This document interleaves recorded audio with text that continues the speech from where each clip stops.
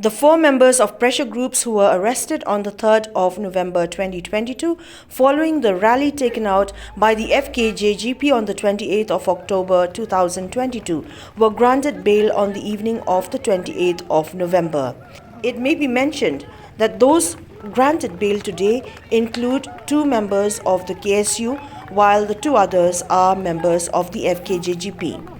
The 4 individuals were welcomed by the President of the KSU Lombok Star Marngar and President of the FKJGP Dundee C. Kongsit, who, along with supporters, were eagerly and enthusiastically waiting to receive them outside the district jail in Shillong.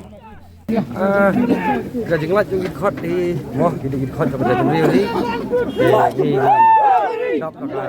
những cái tân số coi mình xiên về cái những khuôn cái bằng dạ instrument và cái những sản phẩm trong cái kabu namanya cái đầu ba những khuôn sống lá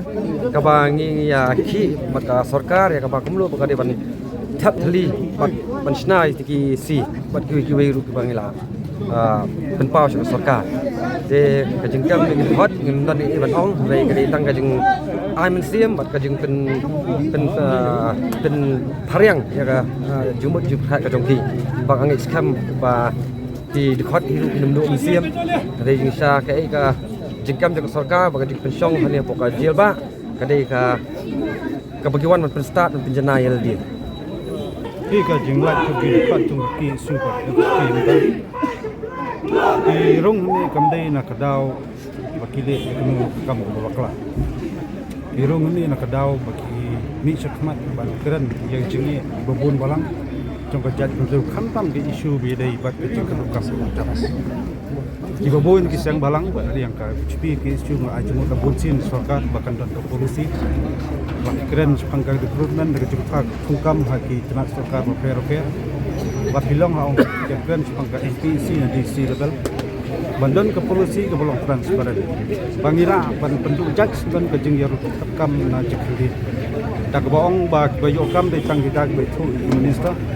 de tang kita ke betu besar ban tang kita bisa dengan la ban tip ke koperkan dan kita bukan kebor balai kisah jeni balai kana andai na kaliang trong đi cùng cái sen balang minum congkai ban jagran ya kijing don kam trong bobon balang pun samla ki bala pendep kam jing kuli fer jungki bagenam du bat kawai nge kwa ban kren pasai segi kos trong kaki su chipi bat sipat sen balang